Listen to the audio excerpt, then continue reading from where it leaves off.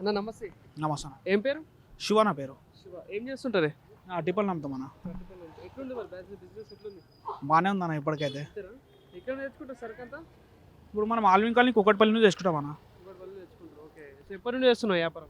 1 year అవుతుందన్న. Okay. So మరి ఇప్పుడు రాష్ట్రంలో ఒకవేళ జిహెచ్ఎంసీ ఎలక్షన్స్ వస్తే ఎట్లా ఉంటుంది మరి రాష్ట్రంలో? ఇప్పుడు ప్రధానంగా కాంగ్రెస్ ఉంది, బీజేపీ ఉంది, బీఆర్ఎస్ ఉంది కాబట్టి ఎక్కువ అవకాశాలు ఎవరికి కనిపిస్తూ ఉంది ఇక్కడ? ప్రజెంట్ అయితే నేను ఏ పార్టీకి అని చెప్పలేను. 3 పార్టీలు కరెక్ట్ ఉన్నాయి. 3 పార్టీలు కరెక్ట్ ఉన్నాయి. ఇప్పుడు మనం బీజేపీని చూసుకుంటే 4 నుంచి 48 వచ్చింది. కాంగ్రెస్ అయితే ఏం లేదు. ఒకవేళ ఇప్పుడు అధికారంలో ఉంది కాబట్టి అదొక 30+ అనుకోవచ్చు. 150 కాదు, ఇప్పుడు మూడు యాక్చువల్గా 3 చేసిరు కదా. 3 చేయడం వల్ల నేనైతే అనుకుంటున్నా 3 ఒక ఓటు కొట్టుకోవచ్చు, 2 కొట్టుకున్న దానికి అధికారం.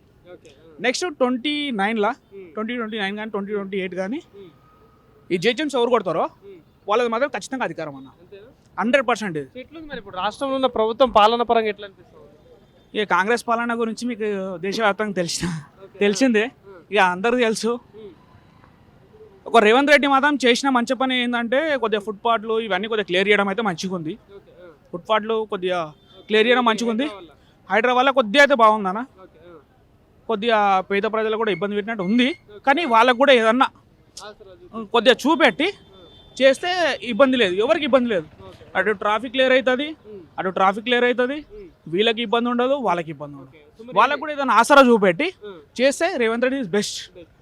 ఓకే, బట్ రేవంత్ రెడ్డి చేయడం కూడా కొన్ని చెరువుల పరంగా ఇవన్నీ కొన్ని మంచిగానే ఉన్నాయి.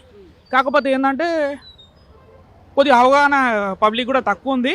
అది ఇప్పుడు నేను కాంగ్రెస్ పార్టీ గురించి చెప్పట్లేదు, బీఆర్ఎస్ పార్టీ గురించి చెప్పట్లేదు, బీజేపీ గురించి చెప్పట్లేదు, జెన్యున్గా చెప్తున్నా. ఇది హైడ్రా అనేది కొద్దిగా మంచిగానే ఉంది. మిగతా మొత్తం ఫెయిల్ అన్న, మిగతా మొత్తం ఫెయిల్. మా ఓన్ సిస్టర్ ఉంటుంది, ఇందిరా మిల్లు శాంక్షన్ అయింది. మా ఓన్ సిస్టర్ ఉంటుంది, ఇందిరా మిల్లు శాంక్షన్ అయింది. ఆమెకు స్టార్టింగ్ 1,00,000 రూపాయలు వచ్చినాయి.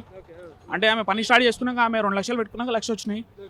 తర్వాత 1,50,000, తర్వాత 1,50,000 వచ్చినాయి. మొత్తం 4 లక్షలు అయినాయి. 1,00,000 రూపాయలు అయిపోయినాయి. ఇప్పటికీ 1,00,000 రూపాయలు అయిపోయినాయి. ఇప్పటికే 1,00,000 రూపాయలు రాలేవు. ఇక మధ్యలో తర్వాత ఇంకా అది దేని గురించి అంటారో తెలియదు. తర్వాత ఇస్తాం, తర్వాత అవుతాయి, తర్వాత వస్తాయి అంటారు. తన హెల్ప్ నెంబర్ కూడా ఫోన్ చేస్తే స్విచ్ ఆఫ్ వస్తుంది. దాని రెస్పాన్స్ కూడా సరిగా లేదు. ఎక్కడ ఉంటారు మీరు? మన నార్సింగ్ కోకాపేట అన్న, హైదరాబాద్. మన ఎట్లుంది మరి అన్న ఈ కుకట్పల్లి ఏరియాలో ఎట్లా ఉంది డెవలప్మెంట్ పరంగా? కుకట్పల్లి ఏరియా అయితే బాగానే ఉంది అన్న. కుకట్పల్లి ఏరియా బాగానే ఉంది. ఎమ్మెల్యే కూడా బాగానే ఉన్నాడు అన్న. ఇక్కడ కూడా మాధవరం కృష్ణరావు ఆయన బాగానే ఉంది. షేర్లింగంపల్లి కొద్దిగా అటు ఇటుగా ఉంది. షేర్లింగంపల్లి అటు ఇటుగా ఉంది. కాకపోతే పెద్ద కాన్సెన్సీ కాదు కాబట్టి మనమే అర్థం చేసుకోవాలి. మరి పథకాల విషయంలో ఎట్లా అనిపిస్తుంది ప్రభుత్వం? మరి పథకాల విషయాల్లో కొన్ని ఫెయిల్ అయిపోయింది. రైతుల విషయంలో ఫెయిల్ అయిపోయింది. ఒక ఫ్రీ బస్ తప్పితే అన్ని విషయాల్లో ఫెయిల్ అయిపోయింది. ఒక ఫ్రీ బస్సు మంచిగా పథకాలను ఇస్తున్నాము, ప్రజలంతా మా వైపే ఉన్నారని మాట్లాడుతున్నారు. ప్రజలంతా లేరు, ప్రజల్లో కొందరు ఉన్నారు. అది ఫ్రీ బస్సు ఎవరికైతే ఇస్తురో ఫ్రీ బస్ వాళ్ళు ఉన్నారు. అందులో ఉమెన్ ఎక్కువ. అందరూ యూజ్ చేయలేరు కదా, అని కొందరు యూజ్ చేస్తారు. ఇప్పుడు ఎగ్జాంపుల్గా ర్యాపిడో ఊబర్ ఇట్లా నడిపేటోళ్ళు కూడా ఉన్నారు. స్విగ్గీ జొమాటో చేసేటోళ్ళు కూడా ఉన్నారు. అలా తెలంగాణలో కూడా ఉన్నారు. మ్యాక్స్ 80% తెలంగాణలో కూడా ఉన్నారు. వాళ్ళ గురించి కూడా ఆలోచించాలని నేను ప్రభుత్వాన్ని కోరుతున్నాను. అభివృద్ధి పరంగా ఎట్లా అనిపిస్తుంది? ఇప్పుడు ఈ విద్యా వైద్యం పరంగా చూసుకుంటే ఇప్పుడు హాస్పిటల్స్ కావచ్చు, స్కూల్స్, కాలేజ్లో ఎట్లా ఉంది మరి మీ ఏరియాలో పరిస్థితి? మా ఏరియాలో అయితే ఇప్పుడు చూడన్నా, ఇప్పుడు మాది నార్సింగ్, ఆడికి నేను ఉస్మాన్ హాస్పిటల్కి పోవాలి, 15 కిలోమీటర్లు అవుతుంది. ఎమర్జెన్సీ ఉందనుకో, ఎమర్జెన్సీ ఉంటే ఎట్లా పోతాం చెప్పు? 15 కిలోమీటర్లు ఆడికి మనం ట్రాఫిక్. ఇక నీకు ఆల్మోస్ట్ మీకు టోలీ చౌకి అన్ని ఐడియా ఉండొచ్చు, నాలానగర్, టోలీ చౌకి అట్లాంటి ఐడియా ఉండొచ్చు. ఆడ ఆగినామనుకో 15 నిమిషాలు ఆగుతాం. 15 నిమిషాలు యావరేజ్ చేసుకుంటే 15 నిమిషాలు, లేకుంటే అర్ధగంట చెప్తున్నా, హాఫ్ అన్ అవర్, 15 నిమిషాలు ఆగుతాం. 15 నిమిషాలు మంచి చచ్చిపోతాయి. అంటే నిమిషంలో పోవాలని అది కూడా అది ఒపీనియన్ కాదు. కాకపోతే ఏంటంటే కొద్దిగా అందుబాటులో ఉండాలి అనే ఉద్దేశం మనది. అందుబాటులో ఉండాలి కదా. అందుబాటులో అంటే ఒక 5 కిలోమీటర్స్, అట్లీస్ట్ 10 కిలోమీటర్స్ ఉండాలి. 15 కిలోమీటర్లు అవుతుంది. ఉస్మానియా కానీ గాంధీ అయితే 20 కిలోమీటర్లు అవుతుంది. ఇట్లాంటి ఇప్పుడు నువ్వు 3 మున్సిపల్ కార్పొరేషన్ చేసినావు. 3 మున్సిపల్ కార్పొరేషన్కి దాని తగ్గట్టు దాని హాస్పిటల్ కూడా పెట్టాలి, దాని తగ్గట్టు కాలేజీలో కూడా పెట్టాలి, డిగ్రీ గవర్నమెంట్ కాలేజీలో కూడా పెట్టాలి. దాని తగ్గట్టు డిగ్రీ కాలేజీలు పెట్టాలి, దాని తగ్గట్టు చేయాలి. మీరు ఇవన్నీ ఫస్ట్ చేసి మున్సిపల్ కార్పొరేషన్ చేయాలి, అంతే కదా. జీహెచ్ఎంసీలో మీరు కలిపారు కరెక్టే, కాకపోతే దాని తగ్గట్టు మీరు అన్నీ వేసి కలపాలి. మీరు ముందు కలిపేసారు దానికి. ఇప్పుడు చూడు మయం అవుతారు. ఇప్పుడు చూడన్నా, ఇప్పుడు కేటీఆర్ అనే ఉంటాడు, హరీష్ రావు అనే ఉంటాడు, వీళ్ళందరూ అనే ఉంటారు. ఏడా కోకాపేటలోనే ఉంటారు. మీరు అన్నిటికీ పర్మిషన్ ఇచ్చారు, మయం అవుతారు కదా. మీరు ట్రాఫిక్ చూసుకోండి. ఇప్పుడు నేను మళ్ళీ బీఆర్ఎస్ పరంగా అనవద్దు, నేను చెప్తున్నాను. ఆడ శంషాబాద్ వరకు ఎయిర్పోర్ట్ చెప్తున్నాను, ఒక్క నిమిషం. ఎయిర్పోర్ట్ వరకు ఆ లైన్ హైటెక్ సిటీ నుంచి ఎయిర్పోర్ట్ వరకు మెట్రో తీసుకొస్తా అని కేసీఆర్ చెప్పిండు. ఆ లైన్ కూడా సర్వే కూడా చేసిండు. ఆ సర్వే చేసినప్పుడు అది కొద్దిగా పని స్టార్ట్ చేసినట్టు కూడా బాగుండు. మళ్ళీ నేను బీఆర్ఎస్ కూడా అగేన్స్ట్ కూడా చెప్తా. మళ్ళీ ఏంటంటే మళ్ళీ బీఆర్ఎస్ గురించి అన్నాడు. డబల్ బెడ్రూమ్ ఆయన కట్టిండు, ఎవరు కేసీఆర్ గారు కట్టారు. కేసీఆర్ గారు మళ్ళీ ఇచ్చినుంటే బాగుండు, ఇవ్వకపోయేసరికి ఆయన ఓడిపోయాడు. ఏడిచ్చిండు కానీ కట్టినప్పుడు ఇచ్చేసి అయిపోతాయి కదా. నువ్వు దాన్ని మురుగా పెట్టి అవి గులిపోయినాక వేరేలోకి ఇస్తాయి. ఎవరైనా కానీ నా మీద పడ్డాయి, వాన పడడానికి నా మీద పడుతుంది. ఇందిరమ్మ ఇల్లు అదే కొల్లూరులో మీద పడ్డది అనుకో. కొల్లూరు నుంచి 50 కిలోమీటర్లు ఉస్మానియా హాస్పిటల్.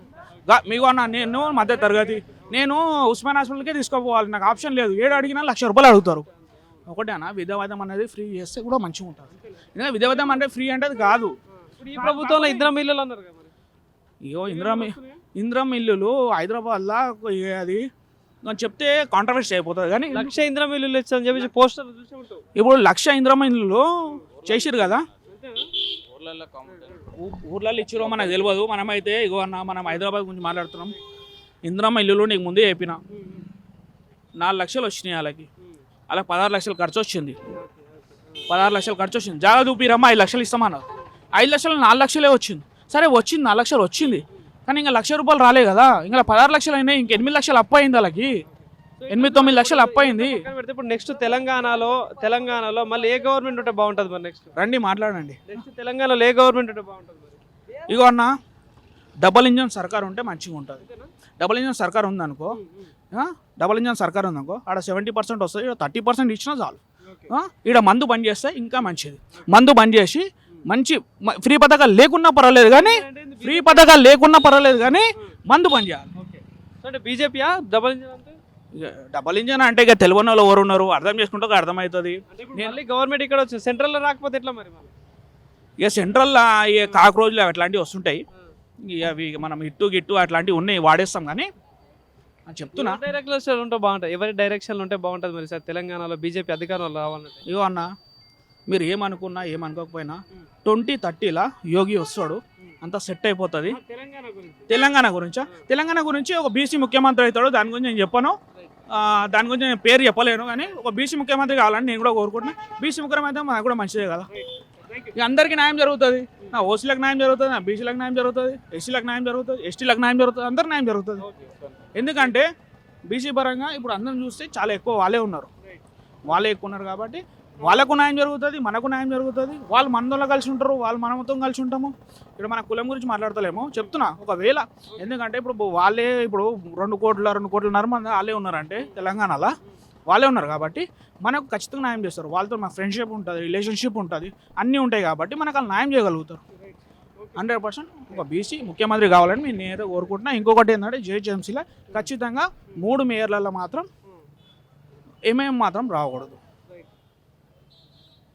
బీఆర్ఎస్ లేకుంటే బీజేపీ, అంతే.